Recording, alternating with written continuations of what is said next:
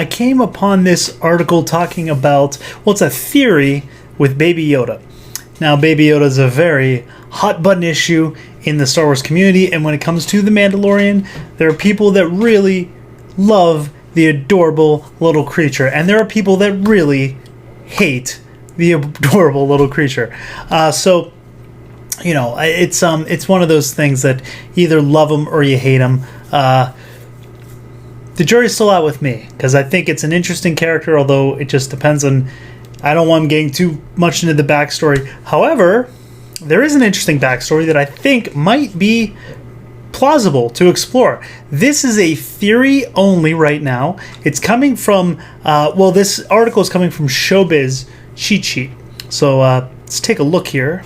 Okay, so here we have it. A fascinating Baby Yoda theory connects Star Wars to the Clone Wars. And not only the Clone Wars, one of the best arcs of the Clone Wars. At first I thought, I don't know how plausible this is, but then when I started reading it and started thinking about how I know Dave Filoni likes to interconnect everything, I thought, well, maybe maybe there is a chance that there's something to this. There's some meat on the bone here.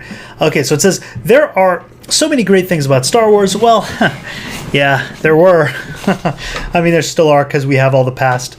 Anyway, from the lightsaber duels to the amazing characters, there's something for everyone. And the way that all corners from this galaxy far, far away can connect to each other is one of the best aspects of the franchise. Not to mention the never-ending theories that fans can come up with. That's a bonus too. A really fascinating theory actually tries to explain why Baby Yoda exists.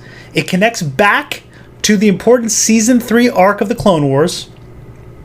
And there he is, the either love him or hate him adorable little Baby Yoda. CBR, so, you know, be warned, found this theory posted in March on Reddit. So this is dating back to March, this theory. So it's been around for a little bit. The title of the theory was, "What if the Mortis arc continues?" And the user wrote about how Mandalorian's Baby Yoda could be a conduit for the Force-sensitive beings on Mortis. Now, if you don't know what the Mortis arc is, there is an article down below this article that explains the importance of the Mortis arc and gives you a little outline of what it was. It was a 3-part arc. It basically establishes Anakin as the Chosen One. I don't remember Rey going through such tests to establish her as the Chosen One. They just wrote it in the script, I guess. But Anakin actually had an arc. He had tests that he had to accomplish to prove that he was the Chosen One. And it introduces 3 very interesting characters. I have a feeling that Baby Yoda isn't called the child for nothing. Not with the whole family already named. So in the Mortis trilogy, there is a father, a daughter, and a son. Could the child be more than just a lack of an official name? Interesting to think about. While his name is really reminiscent of the 3 beings on Mortis, the father, the daughter, the son, odds are that's not really connected to them. He didn't have a name, so Mando and everyone who came into contact just used the child. However, the concept of balance is ever present in Star Wars. And that to the fact that the Mortis arc from the Clone Wars didn't get a conclusion, so to speak. So this theory really starts to take a hold and make a bit more sense. Why does the Mortis arc connect to balancing the Force? The concepts introduced in the Mortis arc are kind of complex, as is a lot of things within the Force. Yeah, it's very mythological, this story arc called Mortis.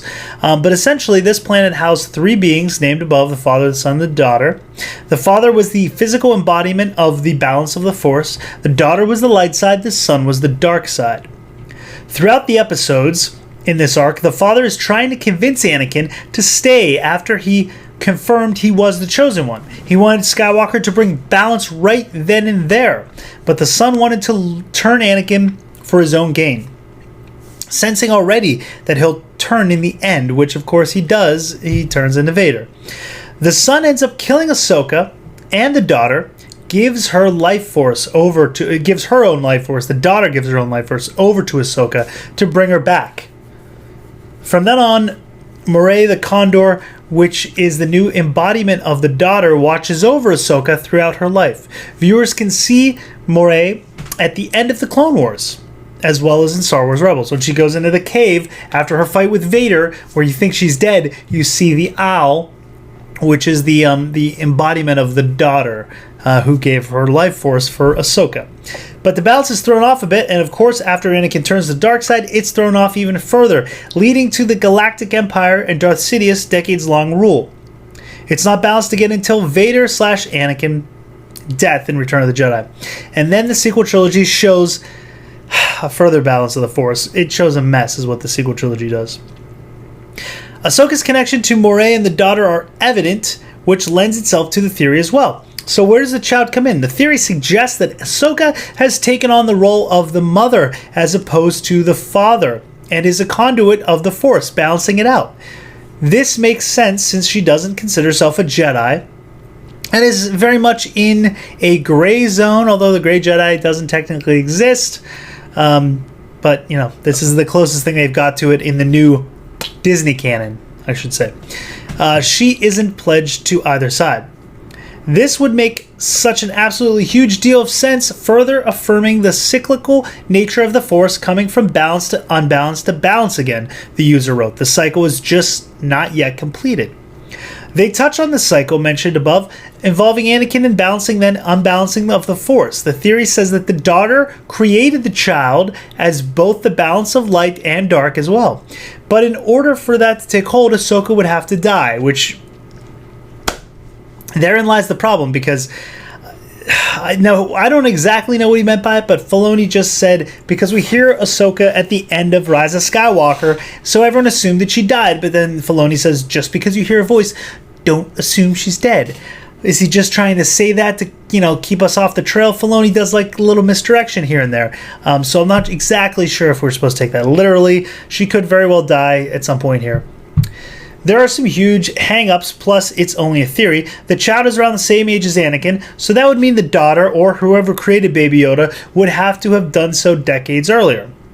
Take this metaphorically, or spiritually, never biologically or chronologically, since Baby Yoda is older than Ahsoka, and different species, the user wrote. But everybody is eligible to have a connection to any of the ones, because everybody is a conduit of the Force and has light, darkness balance, and unbalance inside of them. Yeah, that's kind of a mind bender. So just like Ahsoka's life force from the daughter was bestowed on her later in life, maybe that happened to the child as well. Rebels also showed that time travel is possible, so honestly anything could happen at any point in the galaxy and it could still make sense. Well, maybe not complete sense, but in their time travel, I guess, essence, it could. Other users in the thread also noted that this theory could tie into the Force dyad concept, introduced in the Star Wars sequel trilogy. See, this is the problem, because I think they're still going to use a lot of The Mandalorian to try to give reason to the sequel trilogy, and it's just not going to happen. They can't, because there's too many holes and it just doesn't make sense at all. There are, of course, a lot of what-ifs or well-actuallys that can come out of this theory. It's not perfect, and there's a lot of complexities that come with it. But to be quite honest, this type of theory is exactly what makes Star Wars so great and the lore behind it so in-depth and detailed. And it's so much fun. Only time will tell if Mandalorian really connects. Well, here's the thing. Filoni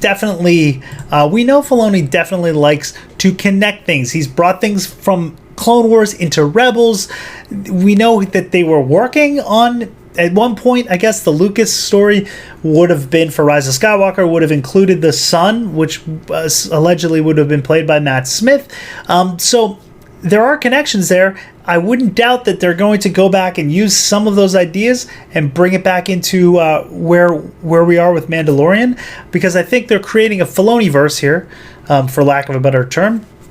And this could be one of the ways to do it. Include what you created in Clone Wars, tie it in. You've got the father, the son, the daughter, now the child.